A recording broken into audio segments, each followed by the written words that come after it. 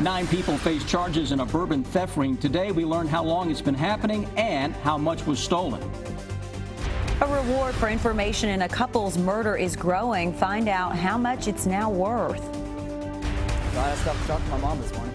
How a conversation with his mother saved a student from a very dangerous situation.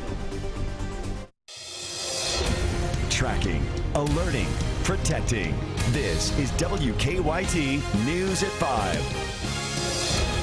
More than 7 years worth of crimes involving $100,000 in bourbon ends in charges for 9 people. A Franklin County grand jury handed down the indictments this afternoon. While the indictments finally tie together 2 high-profile bourbon thefts, investigators say the group is responsible for stealing so much more. WKYT's Sean Moody is tracking the story for us at 5. Melton said they've recovered more than $100,000 worth of stolen Pappy Van Winkle, Eagle Rare, and Wild Turkey bourbon. He said their investigation narrowed a few weeks ago with a tip about bourbon and steroids at Gilbert Kurtzinger's home. The sheriff said investigators found 5 barrels of Wild Turkey bourbon on his property, and they began an investigation. He said the Kentucky Attorney General's Cybercrimes Unit looked into seized computers and phones and discovered communications about selling bourbon. Melton said people came together to buy the bourbon through a softball league. Put Gilbert Kurtzinger here, there's tentacles that go out to these different folks, and that's how they interconnected throughout the state, was friends through softball. Melton said there's probably a lot more bourbon still out there. He said what's in the barrels will likely need to be destroyed after the case goes to trial. He thinks the bottled Pappy could be saved. These bottles that are sealed, we would hope that they can be returned to the Van Winkle family and they can do what they need to do with them. Sheriff Pat Melton said there had been thefts going on at both Buffalo Trace and Wild Turkey since about 2008. Today, a Franklin County grand jury indicted 9 people on a charge of engaging in organized crime. Melton said several of the people who were indicted have contacted the sheriff's office through attorneys to express interest in turning themselves in. Live in Frankfort, Sean Moody, WKYT. Sean, thank you. We're told the case is still open and investigators hope to recover more bourbon. More than a month and still no answers about who murdered a Laurel County couple. The bodies of Donnie and Sharon Jackson were found in their home on Slate Ridge Road in early March. Now investigators hope a larger reward will lead to new tips in this case. WKYT's Phil Pendleton shows us how much it's now worth. Every Tuesday inside the Corbin AmVets Post, conversations turn to current events as veterans talk about the talk of the town. And since March 9th, much of that has been centered on their friend Donnie Jackson and his wife Sharon. I struggle with it every day. There's no sense to it. The couple was shot and killed inside their Slate Ridge Road home and the house set on fire. Police think that was done to hide the crime. Somebody somewhere knows something. And the family needs some closure on this. A reward through Crime Stoppers is now $10,000 thanks to an anonymous donor. I think it will encourage someone out there that maybe was thinking about coming forward. I think this could possibly encourage them to come forward. Donnie was known for his work keeping up the AmVets Post. Donnie had a heart of gold. Loved veterans above anything. And, just a great guy. Police say someone shot and killed him and his wife. Gross says never left her husband's side, staying with him literally until the very end. Nobody deserves what happened to their people, but Sharon was salt of the earth. She didn't bother nobody. Police say anyone with information can leave it anonymously. In Laurel County, Phil Pendleton, WKYT. And Laurel County Sheriff says a $6,800 donation brought the reward to $10,000. Really close call this morning for a student on his way to class. Yeah, a tree fell on his SUV on Winding Wood Place in Lexington's Heartland neighborhood. As WKYT's Sam Smith shows us, a request from the student's mom likely helped him avoid a very dangerous situation. The story is new at 5. Yeah, now if you look at the size of this tree and the damage it caused to the car, there's no doubt this was a close call. Amazing that I was not in the car, because there's no way I could have gotten out of the car or moved the car in time. It was instant how fast it fell. William Mullet was about to leave the house to go to school this morning before his mom stopped him. I said, wait, you've got to hear this crazy story. And he stopped. And so as we were talking just a few minutes later, we heard a loud crash and a boom, and sounded like, I mean, the whole house shook like a bomb. I'm glad I stopped to talk to my mom this morning. It seems like all of the recent rainfall plus the 30 to 35 mile per hour wind gusts this morning caused this tree to fall. I was sick, actually, to my stomach when I saw it was his car and how he should have and could have been in it. That was my initial reaction, and then I was shaking so bad I couldn't even call the insurance company. I had to have help to call them. Thankfully, he wasn't in the car. About to go buy a lottery ticket or something, make my day. Feeling pretty lucky today. Now, there was also damage to the roof and the driveway, but nothing compares to what could have happened if someone was inside that car. In Lexington, Sam Smith, WKYT.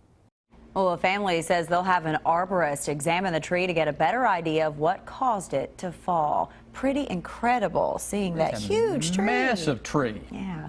Well, we had a chilly day out there, but get ready for the return of some ugly weather. You're going to need an umbrella. You're going to need a jacket the next few days. What else are they going to need, Chief Meteorologist Chris Bailey? A windbreaker on a day like this. We had those gusts better than 30 miles an hour. You're seeing Sam's story there, something we touched on a few weeks ago. With the wet ground, it's not going to take a whole lot of wind now to topple some of the trees out there, those weak trees that have a weak root system because the ground is so saturated and in some cases just muddy.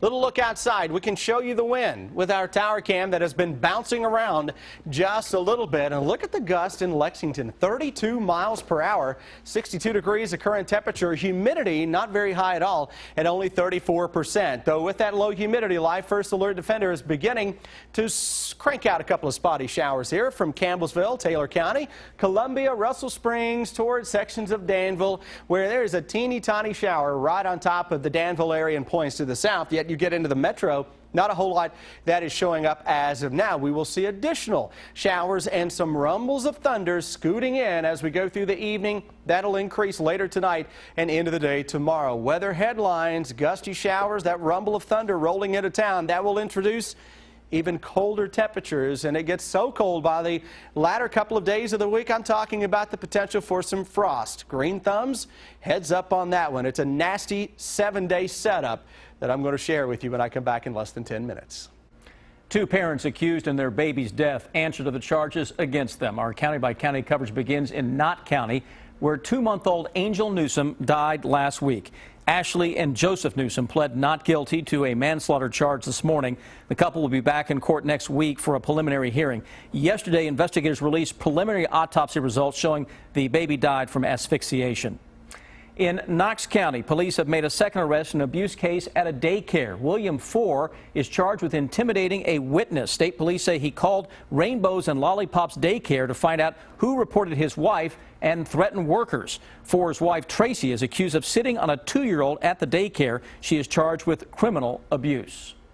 10 cases of listeria have now been linked to Bluebell ice cream. The illnesses happened between January of 2010 and January of this year. 3 of the people died. The news comes one day after Bluebell issued a recall of all of its products. It previously only recalled certain flavors. We'll show you what the Lexington and Fayette County Health Department did today to make sure that no one here gets sick. That's on WKYT News at 6. Millions of hens in Iowa must be destroyed after bird flu was found on their farm. The state produces many of the eggs sold all across the nation. Adriana Diaz shows us whether we'll feel the outbreak at the grocery store. Crews in protective suits washed down trucks as they left a commercial farm in northwest Iowa where the H5N2 bird virus has been found. 3.8 million hens have to be destroyed. Poultry farms across the Midwest have been battling the latest outbreak for weeks. More than 2 million birds have already been killed.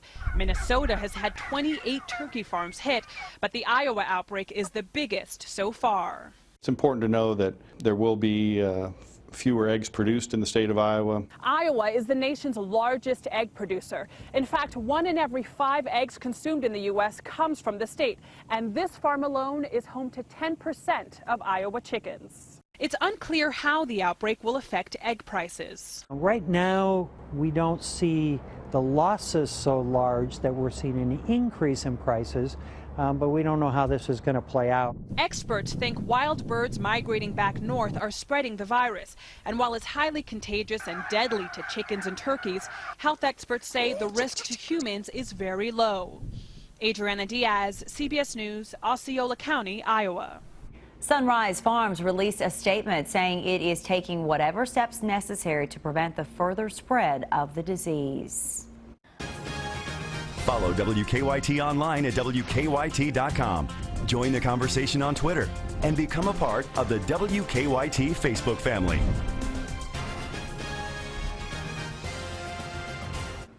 The sentencing phase for the Boston Marathon bomber began today. A jury must decide if Johar Tsarnaev should receive the death penalty or life in prison. They'll hear from witnesses again before deliberating, including bombing survivors. The sentencing phase is expected to last a month. A volunteer deputy accused of shooting a man to death made his first court appearance today. 73-year-old Robert Bates pled not guilty to a manslaughter charge in Tulsa, Oklahoma. Police say he shot Eric Harris during an undercover operation on April 2nd. He says it was an accident, that he mistook his gun for his taser. The Justice Department will investigate after a man died of spinal injury suffered during an arrest in Baltimore, Maryland. Freddie Gray died on Sunday, 1 week after the arrest. The department will look for any civil rights violations. A vigil is planned for Gray tonight at the place where he was arrested. Some good news about jobs in Kentucky. Unemployment rates dropped in every Kentucky county last year. Woodford County had the lowest rate in 2014 at 4.5%. Fayette, Oldham, Scott, and Shelby counties rounded out the top 5. Magoffin County had the highest rate at 14%. Leslie County saw the biggest decline, followed by Letcher, Knott, Harlan, and Perry counties. Parkinson's disease robs its victims of mobility and independence. Now, one doctor with the Kentucky Neuroscience Institute is fighting it with a new drug called Duopa. The FDA approved that drug this past January. Our Kristen Kennedy talks with one Georgetown patient who is using the new drug. A new way to treat patients with moderate to advanced Parkinson's disease doesn't come in pill form, it's in pump form. I had got to the point where I was falling, staggering around like I had too much to drink. Parkinson's patient Marion Cox was part of test trials for the drug Duopa. The Georgetown farmer and his wife had a hard time managing his symptoms before getting the pump. As time went by, when he was on the oral medications, he had to take more and more tablets, and he had to take them every so many hours. And it got to an unmanageable point, really. There were so many tablets, and it was every 2 hours. He had to carry them with him. Invariably, it seemed like, they didn't get taken quite on time, so he was never quite what he should be. Now Cox says he's steadier on his feet and is able to go back to farming. I was basically doing everything from the pickup truck. Now I'm back on the job. Dr. John Slevin conducted trials on Duopa. It's been used to treat patients in Europe. This treatment extends our ability to manage the signs and symptoms beyond where we could earlier. The manufacturers of this pump estimate there are 14,000 Parkinson's patients in Kentucky. At the University of Kentucky, Kristen Kennedy, WKYT. Side effects of Duopa are similar to those patients experience using a pill form. The manufacturers of the pump recommend patients see a movement disorder specialist if they're interested in using the new drug.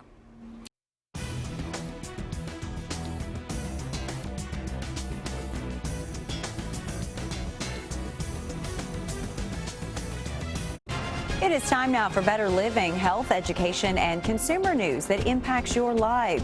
A favorite food among children is getting a healthier makeover. Kraft says it will no longer make its macaroni and cheese with artificial preservatives and synthetic colors. The changes will take place by January. Kraft already removed fake coloring from its character macaronis.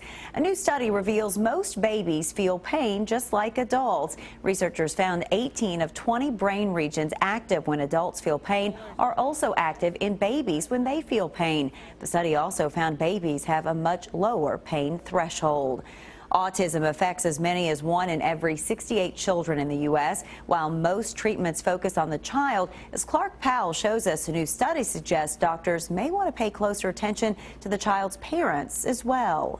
What you doing? When his son Preston was diagnosed at the age of 5 with autism spectrum disorder, Brett Shuraw says he and his wife were actually relieved. They finally had some answers, although he admits there were times they had no idea how to handle his behavior in certain situations. I used to always be the type that would be like, no, we need to do this, we need to do that, and it would make it worse. Like millions of other families, the Shuraws used a combination of therapy and medication to help control the symptoms in their child, but a new study suggests it may also be helpful to focus on the parents. Well, I think we empowered parents by teaching them how to interact with their child in a more efficient way. Luke LeCavalier is a psychologist and psychiatrist at the Ohio State University Wexner Medical Center's Nysonger Center.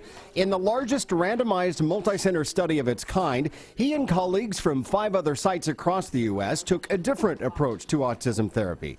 Instead of focusing solely on the child, they used experts to train parents. In one-on-one sessions, parents learned how to identify triggers that lead to problems, how to use visual aids to better communicate, and which behaviors to ignore and which they should try to change. After 24 weeks, 70% of children showed dramatic improvements in behavior, the same response rate as the most effective drugs on the market. What's more, the improvements lasted. At the 6-month follow-up, 80% of those children continued to be what we call positive clinical responders. So in other words, they were being rated as much improved or very much improved. Doctors say if they can teach these behavioral intervention techniques on a broader scale, it could give parents new hope and patients more options.